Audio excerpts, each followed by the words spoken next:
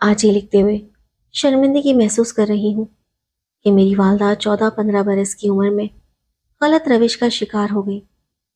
بے شک ماں کے بارے میں بیٹی کو ایسی باتیں لکھنا زیب نہیں دیتا، لیکن میری زندگی کی داستان انہی الفاظ سے شروع ہوتی ہے جب وہ غلط خیالات کا شکار ہوئی۔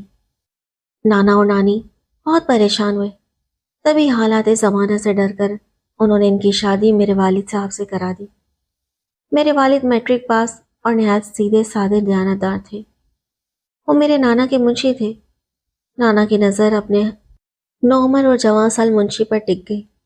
انہوں نے یہ نتیجہ نکالا کہ اس سے بہتر شریف اور سعادت مند آدمی بطور داماد فوری طور پر کوئی دوسرا ہو ہی نہیں سکتا۔ نانا ابو نے اپنے اس منشی صغیر کے والدین سے بات کی تو انہوں نے کہا، سعادت صاحب، یہ آپ کا بیٹا ہے، اس کی قسمت کا فیصلہ جیسا چاہیں آپ کر دیں۔ آپ سے بہتر خیر خواہ ہمارے لیے اور کون ہو سکتا ہے؟ ہمارے لیے تو یہ فخر کی بات ہے کہ آپ ہم سے رشتہ ناتا جوڑ رہے ہیں، جبکہ ہم اس قابل کہاں ہیں۔ میرے ددیال والے غریب لوگ تھے، وہ تو بہت خوش تھے کہ ان کے بیٹے کو سہارا مل رہا ہے۔ انہوں نے ہر بات پر سر تسلیم خم کر دیا اور نانا کی ہر شرط مان لی۔ یوں منشی صغیر احمد یعنی میرے ابو سے نوعمری میں میری والدہ کی شادی ہو گئی۔ شادی کے 7 ماہ بعد میں نے جنم لیا اور والدہ 16 برس کی عمر میں میری ماں بن گئی۔ میں ستمہ کہلائی، جس کے بچنے کی امید کم تھی، پھر بھی نانی اور خالہ نے بہت دھیان، محنت اور وقت سے پالا۔ خالہ گرچہ امی سے 7 برس چھوٹی تھی، مگر بہت باشعور تھی۔ امی نے تو مجھے بس جنم دیا تھا، پھر ہاتھ نہ لگایا، جبکہ نانی نے پالا اور خالہ نے سنبھالا۔ یوں وقت کے ساتھ ساتھ بڑی ہوتی گئی۔ وہ ماں کے فرائض سے ناواقف تھی، مجھ کو کیوں کر سنبھال لیتی۔ اس زمانے میں گھر گھر VCR پر انڈین فلمیں چلا کرتی تھی۔ ہمارے نانا کے گھر بھی رات کو VCR سے فائدہ اٹھایا جاتا تھا۔ اسی شوق کا خمیازہ ان کو کمسن اور نادان بیٹی کی نادانیوں کی صورت میں بھگتنا پڑا تھا، اور منشی کو گھر داماد بننا پڑا تھا۔ امی جان بعد میں بھی نہ سدھری اور اپنی منمانیوں کے باعث وہ ناگو مسائل کا شکار رہیں۔ ان مسائل کی وجہ سے ان کے بزرگ عمر بھر پریشان رہے اور ان کو سنبھالتے اور سمجھاتے ہی رہے۔ مگر والدہ صاحبہ جانے کس مٹی کی بنی تھی کہ ان پر بزرگوں کی باتوں کا کچھ اثر نہ ہوتا تھا۔ بڑوں کی ڈانٹ ڈپٹ اور نصیحت ان کو مزید باغی بناتی تھی۔ جب میں باشعور ہو گئی تو امی کے بارے میں رائے یہ تھی کہ وہ آزاد خیالی نہیں بلکہ کچھ عجیب نفسیات کی مالک تھی۔ شاید یہ چھوٹی عمر میں رومانوی فلمیں دیکھ دیکھ کر غلط سوچوں کا شکار ہو جانے کا نتیجہ تھا کہ شادی شدہ ہو جانے کے باوجود غیر مردوں سے دوستی کر لیتی تھی، اور اسی وجہ سے مسائل پیدا ہوتے تھے۔ شروع میں تو ابو نانا کے گھر میں دبے دبے رہے، لیکن ان کے انتقال کے بعد انہوں نے یہ محسوس کرنا شروع کر دیا کہ اب ان کو یہاں نہیں رہنا چاہیے۔ جو شفقت اپنے داماد سے نانا کو تھی، وہ ماموں کو نہ تھی، بلکہ وہ ان کو اپنے کاروبار کے لیے خطرہ سمجھتے تھے۔ جب بڑے ماموں کا سلوک میرے والد سے نوکروں کا سا ہو گیا تو ابو نے علیحدہ گھر لے کر رہنے کا اندیا دے دیا۔ نانی بھی بہو سے ڈرتی تھی۔ انہوں نے کہا، بیٹے جیسے تمہاری مرضی، کسی اور جگہ ملازمت ڈھونڈ لی ہے تو بے شک اپنی بیوی بچوں کو لے جاؤ، ہم کو کوئی اعتراض نہیں، اپنے بچوں کی بشرطیے کی کفالت کر سکو۔ والد صاحب نے کہا کہ خالہ جان، میں محنت مزدوری کر لوں گا، اپنے بچوں کو رزق حلال کھلاؤں گا اور ان کو سکھی رکھنے کی ہر ممکن کوشش کروں گا، بس آپ کی اجازت درکار ہے۔ یوں ابو اپنے کنبے کو لے کر علیحدہ گھر میں رہنے لگے۔ مکان متوسط درجے کی آبادی میں تھا، کم کرایہ تھا، مگر یہاں انہوں نے آزادی کا سانس لیا۔ جلدی اللہ نے مدد کی اور ایک سیٹھ صاحب کے منشی ہو گئے۔ مکان کا کرایہ بھی سیٹھ نے دینا منظور کر لیا، جو کہ تنخواہ کے علاوہ تھا۔ اچھی گزر بسر ہونے لگی۔ ابو تو صبح کے نکلتے اور شام کو لوٹتے۔ والدہ نے نانی سے کہہ کر چھوٹی بہن شہانہ کو ساتھ رکھ لیا کہ ایک اکیلی گھر اور بچے نہیں دیکھ سکتی۔ ان دنوں ہم دونوں بہنیں تھیں اور ایک بھائی جو ابھی صرف 6 ماہ کا تھا۔ خالہ شہانہ میرے ننھے منھے بھائی جواد سے بہت پیار کرتی تھی۔ خوشی خوشی امی کے ساتھ رہنے کو آ گئی۔ نئے گھر میں آئے، کچھ ہی دن گزرے تھے کہ امی گھر سے غیر حاضر رہنے لگی اور ہم تینوں بچوں کو خالہ کے سپرد کر جاتی، جو سارا دن ہم کو دیکھتی اور کھانا بھی پکا کر کھلاتی تھی۔ چھوٹی بہن ہونے کے ناطے سارے کام اپنے فرض سمجھ کر کرتی تھی۔ ایک روز ابو کو محلے کے ایک شخص نے کہا کہ میاں، تم تو دن بھر بچوں کا پیٹ بھرنے کو محنت مشقت کے لیے نکلتے ہو، لیکن یہ تمہاری بیوی صبح سویرے تمہارے جانے کے بعد بن ٹھن کر کہاں جاتی ہے اور شام کو تمہارے آنے سے قبل لوٹ کر آ جاتی ہے؟ کیا یہ بھی کہیں نوکری کرنے جاتی ہے؟ والد صاحب اس آدمی کی بات سن کر حیران ہو گئے۔ بات بنا دی کہ ہاں نوکری پر جاتی ہے، مگر شک و شبے کا الاؤ خود ان کے دل میں بھڑک گیا۔ ابو بے سکون ہو گئے تھے۔ اچانک گھر آ جاتے، امی کو غیر حاضر پاتے تو مجھ سے اور خالہ سے پوچھتے کہ مرجانہ کدھر گئی ہے۔ ہم کیا جواب دیتے؟ وہ مجھ کو بتا کر تو نہ جاتی تھی۔ امی اور ابو میں ناراضی رہنے لگی اور اختلافات بڑھنے لگے۔ اب اس بات پر جھگڑا رہتا جس سے گھر کا ماحول خراب ہوتا چلا گیا۔ لیکن فی الحال محلے میں کسی کو اندرونی اختلافات کا علم نہیں تھا، تاہم ابو ذہنی عذاب میں مبتلا تھے۔ رفتہ رفتہ ان کا یہ حال ہوا کہ وہ ہر دم اپنی بیوی کو شک کی نگاہ سے دیکھتے تھے۔ محلے والوں سے بھی کب تک یہ بات چھپتی؟ جب وہ ابو کی غیر موجودگی میں امی کو نت نئی گاڑیوں سے اترتے دیکھتے تو انہوں نے ابو کے کان کھانے شروع کر دیے کہ شریفوں کا محلہ ہے اور یہ کوئی اچھی بات نہیں ہے کہ آپ کی غیر موجودگی میں غیر آدمی آپ کی زوجہ محترمہ کو لینے یا چھوڑنے آئے۔ یہ کیسا آفس ہے اور کیسی ملازمت ہے، جبکہ خاتون پڑھی لکھی بھی نہیں ہے۔ ہم آپ کی عزت کرتے ہیں، آپ اپنے گھر کے معاملات کو چیک کریں۔ ابو کیا چیک کرتے؟ وہ تو پہلے یہ سمر پر پریشان تھے۔ ایک روز ابو اپنے کام سے اچانک جلد گھر آ گئے۔ اس وقت تک امی گھر نہیں آئی تھی۔ وہ دروازے میں کھڑے ہو گئے کہ دیکھوں کدھر سے اور کس طرح آتی ہے۔ اسی وقت وہ ایک لمبی چمکیلی کار سے اتری اور سامنے والی گلی سے پیدل چل کر گھر کی طرف آ رہی تھی کہ والد صاحب نے اس نظارے کو گھر کے دروازے پر سے کھڑے ہوئے دیکھ لیا۔ جب وہ گھر میں آئیں، انہوں نے ان کو بالوں سے پکڑ کر گھسیٹا اور گھر کے دروازے سے دھکا دے کر گلی میں نکال دیا۔ والدہ اب کیا تعویل دیتی؟ وہ اپنے بھائی کے گھر نانی امی کے پاس چلی گئی۔ تب خالہ کو بھی نانی آ کر لے گئی۔ امی کافی عرصہ اپنی ماں کے گھر رہی۔ ابو ہماری پھوپھی کو لے آئے جو ہمارے ساتھ رہنے لگی، مگر پھپھو کتنا عرصہ اپنا گھر چھوڑ کر ہمارے ساتھ رہتی۔ وہ روز اپنے بھائی کو سمجھاتی تھی کہ صغیر، بیوی کو معاف کر دو اور اس سے وعدہ لے لو کہ آئندہ ایسا نہ کرے گی۔ تمہارا بیٹا بہت چھوٹا ہے اور یہ دودھ پیتا بچہ ہے، ماں کے بغیر نہیں جی پائے گا۔ اوپر کے دودھ سے بچہ کمزور اور بیمار رہنے لگا ہے۔ بہن کے سمجھانے سے ابو ہماری نانی کے گھر گئے۔ نانی خود چاہتی تھی کہ بیٹی کی شوہر سے صلح ہو جائے تاکہ چھوٹے بچوں کو ان کی ماں کی جدائی نہ سہنی پڑے۔ والدہ سے وعدہ لیا گیا کہ آئندہ ایسی غلطی نہ کریں گی اور بغیر شوہر کی اجازت گھر سے نہیں نکلیں گی۔ وہ بھی شاید ہمارے لیے اداس تھی۔ وعدہ کیا کہ اب ایسا کوئی قدم نہ اٹھاؤں گی جس سے گھر کی عزت پر حرف آتا ہو۔ امی گھر لوٹ آئی۔ ہم بچے تو خوشی سے دیوانے ہو رہے تھے۔ وہ بھی کچھ عرصے تک ابو سے کیے وعدے پر قائم رہی، لیکن شاید وہ اپنی فطرت سے مجبور تھی کہ پھر سے وہی حال ہو گیا اور ان کی ایسی حرکتوں سے ہماری عزت جاتی رہی۔ جب والد صاحب محلے میں کسی کو منہ دکھانے کے قابل نہ رہے تو انہوں نے ملازمت سے چھٹی لے لی اور امی کی نگرانی کو گھر بیٹھ گئے۔ امی بھی خاوند کو نفرت کی نگاہ سے دیکھتی تھی اور جھگڑا حد سے بڑھا تو ابو گھر چھوڑ کر چلے گئے۔ وہ کافی دن نہ لوٹے جب محلے والوں نے ایسی باتیں کرنا شروع کر دی کہ اس عورت نے شاید کچھ غلط آدمیوں کی مدد سے اپنے خاوند کو مروا دیا ہے۔ ان باتوں سے رہی سہی عزت جاتی رہی اور ہمارا محلے میں رہنا دشوار ہو گیا۔ محلے والے الگ پریشان کرتے۔ تب امی نے سوچا کہ اس سے پہلے پولیس تک بات جائے، یہاں سے نقل مکانی کر لینی چاہیے۔ سامان اٹھا کر ہماری والدہ نزدیکی شہر چلی گئیں۔ نیا شہر، نیا محلہ اور نئے لوگ تھے جو ہم کو جانتے نہ تھے۔ انہوں نے خوش دلی سے خوش آمدید کہا اور یہاں ہم سکون بھری زندگی گزارنے لگے۔ یہاں آئے 6 ماہ گزر گئے۔ मैं वालिद को याद करती तो छुप छुप कर रोती। वालदा ने इतना पैसे इकट्ठा कर लिया कि अपना घर खरीद ले। इसी इसना में नानी वफात पा गई। खाला को भाभीियों ने तंग किया तो वो मुस्तकिल हमारे घर आकर रहने लगी।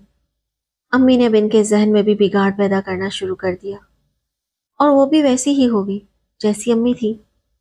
अब मैं 15 बरस की बाशऊर थी, काफ़ी बातें समझने लगी, हसास थी। जब वालिद के बारे में सोचती तो कलेजा मुंह को आने लगता था। खालत से बहुत लगाव था। जब इनको भी माँ की रविश पर चलता पाया और ज़्यादा सदमा हुआ। सोच भी ना सकती थी कि वो भी माँ जैसी हो जाएंगी। अब मैं इतनी बड़ी हो चुकी थी कि छोटे बहन भाइयों को संभाल सकती थी। अम्मी और खाला बच्चों को मुझ पर छोड़कर घर से चली जाती। मैं 8वीं में थी, मुझे पढ़ाई छोड़नी पड़ी। लोग यहाँ भी बातें करने लगे, वो हमको गलत समझने लगे। अम्मी से सलाम दुआ तर्क कर दी। इन दिनों में इतनी परेशान थी कि क्या बताऊं। समझ में ना आता था कि क्या करूं। पढ़ाई छूट जाने का बेहद सदमा था। आखिर एक तरकीब समझ में आई। मेरे पास फुप्पो का फ़ोन नंबर था। एक दिन जबकि अम्मी और खाला घर पर ना थी, मैं पड़ोस में गई और पड़ोसन से सदा की कि खाला जी, मुझे मेरी फुप्पो से बात करनी है, ये नंबर मिला दें, क्योंकि अम्मी घर पर नहीं है और मेरे भाई की तबीयत ख़राब है। इस अल्लाह की बंदी को तरस आ गया और नंबर मुझसे लेकर मिलाया। इत्तफाक के फूफी जान ने उठा लिया। पहले पड़ोसन ने बात की कि आपकी भतीजी मारिया बात करना चाहती है। फिर मुझे रिसीवर दिया तो मैंने फुप्पो से कहा, खुदा के लिए या तो आप हमारे पास आ जाएं या अबू को कहीं से भी ढूंढ कर घर भिजवाएं, क्योंकि वो नहीं आए तो मैं पढ़ ना सकूंगी, स्कूल छोड़ना पड़ेगा। फुप्पो ने तसल्ली दी कि तुम्हारे अबू जहाँ भी हैं 2-4 दिनों में तुम्हारे पास आ जाएंगे। मैंने घर का पता भी इनको बता दिया। अबू अपने भाइयों के घर थे। फुप्पो ने जब मेरा पैगाम दिया तो खुद पर काबू ना रख सके। शफकत पादरी ने जोश मारा और वो आ गए। मैंने कहा, वो मेरी खातिर घर आइए ताकि हालात और ख़राब ना हो। वालदा जैसी भी हैं, कम से कम हम दोनों बेटियों के मुस्तकबिल के बारे में सोचिए। अगर आप ऐसे ही रूठे रहे तो फिर हमारा क्या बनेगा। बात अबू की समझ में आ गई और जब वालदा आई उन्होंने झगड़ा ना किया, मगर प्यार से समझाया कि सुधर जाओ, अपनी रविश बदलो, अपने बच्चों की खातिर घर पर रहो। मैं कमाकर तुमको और बच्चों को पालूंगा। सादा के हिर्स में इज्जत को दांव पर ना लगाओ। घर से तो इज्जत गई, बाहर से ना जाए तो बेहतर है। इसी वजह से वापस आ गया हूँ। वालिद साहब को बीवी को समझाने के सिवा चारा ना था। वो बीवी की गलत रविश से मुर्दा हो गए थे, फिर भी हमारी खातिर जिंदा रहना चाहते थे। नहीं चाहते थे कि अब इस जगह से भी बेइज्जत होकर निकले। इनके आने से लोगों की बातें बंद तो हो गई, लेकिन मेरी माँ ने अपना चलन ना बदला। हमारा घर बेसुकून ही रहा। वालिद शको शुबे की आग में जल जल कर भस्म हो रहे थे, मगर बच्चों के साथ रहना चाहते थे। अम्मी का भी इसमें फायदा था कि अब मोहल्ले वाले बातें नहीं बनाते थे और तंग करने की नौबत नहीं आई कि शौहर साथ रहता है। मेरा मसला हल हो गया। मेरे प्यारे अबू के आ जाने से मैं फिर से स्कूल जाने लगी, क्योंकि अब अम्मी और खाला इतनी आसानी से सारा दिन घर से गायब नहीं रह सकती थी। इनकी जो भी सरगर्मियां थी वो मान पड़ गई थी। इतना बहरहाल मैं जान गई थी कि माँ गैर मर्दों से इसलिए दोस्तियां पालती है, इनसे माली फ़ायदा उठाना चाहती है। कहते हैं कि चोर चोरी से जाए, हेरा फेरी से ना जाए। जब कभी वो घर से निकलती और अब्बू आ जाते, वो अम्मी पर हाथ उठाते, तब मैं दरमियान में आकर अम्मी को छुड़ाती। तो अब्बू कहते कि बेटी तुम हट जाओ, ये हमारा आपस का मामला है। एक दिन तो हद हो गई। अम्मी ने घर से कदम निकाला और अब्बू आ गए। वो इनको दहलीज पर से धकेल कर घर के अंदर लाए। पूछा, किधर जा रही थी। अम्मी ने बहाना किया, बच्चों के कपड़े धोने थे, साबुन नहीं था, सामने स्टोर तक जा रही थी। घबराहट में इनसे माकूल बहाना बन नहीं पड़ा। दरअसल एक रोज कबली अब्बू राशन लाए थे और साबुन भी लाए थे। उन्होंने कहा, कल तुमने साबुन मंगवाया और आज खत्म हो गया। वो कैसे हुआ, जबकि तुमने कपड़े भी नहीं धोए। मैंने दरअसल राशन खोला ही नहीं है। ये सरीहन झूठ था। वालिद को और गुस्सा आया तो छुरी उठाकर इनको कत्ल करने को दबूचा। तभी चीखों पुकार पर पड़ोसी आ गए और उनको समझा बुझाकर घर से बाहर ले गए। वो कयामत का दिन था। हमारे मोहल्ले में पहला शोर शराबा था। वालिद साहब शदीद जहनी खलफशार का शिकार थे। अपनी औलाद की खातिर बीवी को तलाक भी ना देते थे कि बेटियां किधर जाएंगी। वालिद साहब मामू के पास गए, सारा हवाल कहा। अंदाजा तो इनको भी था, इस वजह से कोई मामू अम्मी को मुंह ना लगाता था। बहरहाल बड़े मामू ने दिलासा दिया कि तुम सब्र से काम लो, बाकी मैं खुद देख लूंगा। वो हमारे घर आकर रहने लगे। मामू भी कब तक पहरा देते? दो चलते पैरों का कोई भी पहरा नहीं दे सकता। अब्बू अपने भाइयों के पास चले गए। कुछ दिन मामू साथ रहे, फिर इनकी बीवी ने शोर मचाया तो अपने घर चले गए। खर्चा देना भी बंद कर दिया। अम्मी ने फिर वही रविश इख्तियार कर ली, जिसमें इज्जत का तो घाटा था मगर खुला खर्चा और अच्छा खाना पीना था।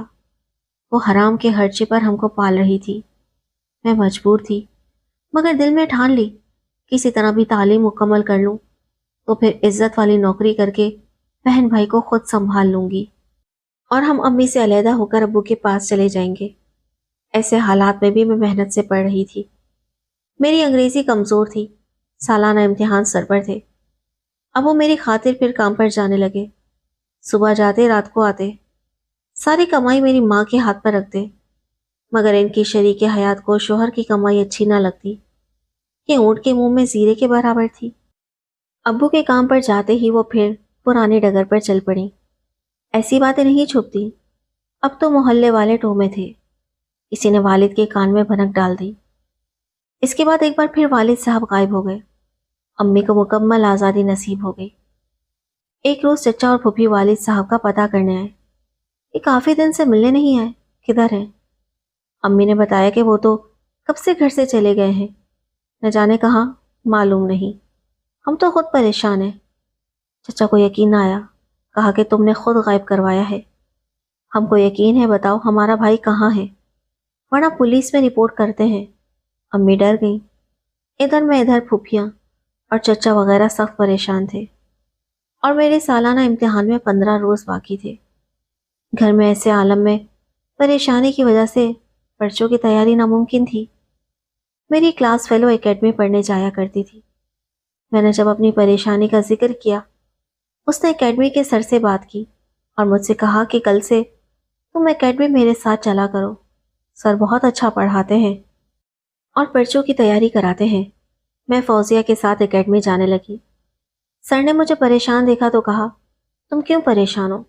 मैंने अलहदगी में इनको सारा किस्सा सुनाया तो इनको मेरी वालदा के किरदार का इल्म हो गया। इन्होंने कहा, मैं तुम्हारी तैयारी खुसूसी तौर पर अलहदा टीचर से करा देता हूँ। इन्होंने एक शख्स के जिम्मे लगा दिया। 2-3 रोज़ तो इन साहब ने बहुत खुलूस और तवज्जो से पढ़ाया, लेकिन फिर इसकी नीयत ख़राब हो गई और एक रोज़ जब तमाम तालिब इल्म चले गए, इसने क्लासरूम का दरवाज़ा लॉक कर दिया और मुझको भी आबरू करना चाहा। मगर मैंने फिरासत से काम लिया और कहा, सर जैसी मेरी माँ है मैं वैसी नहीं हूँ। मैं एक अच्छे ख्यालात की पाकीज़ा मगर मजबूर हूँ। खुदारा मुझ पर दस्त दराजी करके मेरी इज़्ज़त को खाक में ना मिलाना। अगर मैं आपको इतनी ही पसंद आ गई हूँ, बेशक मुझसे निकाह कर लें। मैं आपके साथ कोर्ट मैरिज करने पर भी तैयार हूँ। कम अज़ कम जायज़ तरीके से तो आपकी कहलाऊंगी। शायद मेरी बेबसी ने इनके दिल पर असर किया। बोले, मगर मैं तो उम्र रसीदा और शादीशुदा हूँ, मेरे 4 बच्चे हैं। क्या ऐसी सूरत में तुम मुझसे निकाह कर लोगी? हाँ मैं कर लूँगी। आप उम्र रसीदा हैं या बाल बच्चे वाले, मगर आप मुझे इज्जत तो दे सकते हैं। इज्जत की ज़िंदगी के साथ शोहर की हलाल की कमाई ही औरत का फ़ख्र होती है। मैं इस पर भी फ़ख्र करूँगी, बेशक आप मुझसे बड़े क्यों ना हो, क्योंकि वालिद तो पता नहीं जिंदा है या किसी ने इनको ख़त्म कर दिया है। मेरे चचा तो यही रट लगाए हुए हैं कि हमारे भाई को मरवा दिया है। माँ मेरी उम्र रसीदगी की तरफ जा रही है। ऐसे में इनकी हिर्स भरी तबीयत का पहला निशाना मैं ही बनूंगी और मैं ऐसा हरगिज़ नहीं चाहती। इससे तो बेहतर है कि मेरी शादी किसी ऐसे फ़कीर से हो जाए जिसके घर में गुर्बत से फाके पड़ते हों, मगर वो मेरी इज्जत का मुहाफिज बन जाए। सर में बेबस और मजबूर मगर अच्छी सोचों की मालिक اور ایک باعصمت لڑکی ہوں۔ میں یہ کہتے ہوئے رو رہی تھی اور میری ہچکیاں بن گئی تھی۔ اس شخص کے اندر کا شیطان ایک دم مر گیا اور ضمیر جاگ گیا۔ اس نے کہا، بے شک تم ایک ایسی لڑکی ہو کہ کوئی بھی مرد تم سے شادی کر کے فخر محسوس کر سکتا ہے، خواہ وہ اوباشی کیوں نہ ہو۔ میں تم سے شادی نہیں کر سکتا کیونکہ میری بیوی میری اور تمہاری دونوں کی زندگی کو دوزخ بنا دے گی۔ اس کے بھائی رسوخ والے ہیں۔ ہاں، ہم اپنے چھوٹے بھائی کے لیے لڑکی تلاش کر رہے ہیں۔ اس نے انہی دنوں وکالت کا امتحان دیا ہے۔ اگر تم راضی ہو تو میں اپنے چھوٹے بھائی سے تمہارا نکاح کر دوں گا۔ بہرحال میں اپنے غلط ارادے پر شرمندہ ہوں۔ دراصل میں نے جب تمہاری والدہ کے بارے میں سنا تو یہی سمجھ لیا کہ تم کو بھی اسی روش پر چل رہی ہوگی۔ بہتی گنگا میں ہاتھ دھونے میں کیا حرج ہے؟ پھر اس نے مجھ سے معافی مانگی۔ میں نے اس کے چھوٹے بھائی سے نکاح پر رضامندی دی تو انہوں نے یہ شرط رکھی کہ کبھی اس واقعے کا تذکرہ میرے بھائی سے مت کرنا۔ میں نے وعدہ کیا۔ ظاہر ہے کہ ایسی غلطی کر کے میں اپنا دامن انگاروں سے کیوں کر بھر لیتی۔ سر نے میری شادی اپنے چھوٹے بھائی سے کروا دی۔ ماں تو کیا، ماموں بھی شریک نہ ہوئے، مگر میں نے کسی کی پرواہ نہ کی۔ عزت بھری زندگی کی آرزو میں سب رشتوں کو ٹھکرا کر چلی گئی۔ میرے شوہر کا نام ظفر ہے اور کردار میں ہیرا ہے، جنہوں نے مجھے عزت اور زندگی کا سب سکھ دیا ہے، کبھی میری ماں کا تانا نہ دیا۔ اس لیے میں نے بھی پیچھے مڑ کر نہ دیکھا۔ پھپھو نے میری چھوٹی بہن کو ماں سے لے لیا کیونکہ والد صاحب کا کوئی سراغ نہ ملا۔ چھوٹا بھائی ماں کے ساتھ رہا، مگر جب باشعور ہوا وہ خود بخود میرے پاس آ گیا، جس کو میرے خاوند نے پڑھایا لکھایا اور پھر اپنے ساتھ وکالت میں لگا لیا۔ آج اس کی زندگی سدھر گئی ہے اور چھوٹی بہن کی شادی پھپھو نے اپنے بیٹے سے کر دی ہے۔ وہ بھی اپنے گھر میں خوش ہے، مگر ماں اب اکیلی رہ گئی ہے، جس کا بڑھاپا خوار ہے۔ ان کے لیے ہر نماز کے بعد اپنے رب سے رحمت کی دعا کیا کرتی ہوں۔ اس کے سوا اور کیا کر سکتی ہوں؟ والد بہت یاد آتے ہیں۔ ان کے بھائی بہنوں نے ان کا معاملہ اللہ پر چھوڑ دیا ہے۔ سوچتی ہوں مجھ سے بہت محبت کرتے تھے، شاید اب اس دنیا میں نہیں، ورنہ کبھی تو آتے۔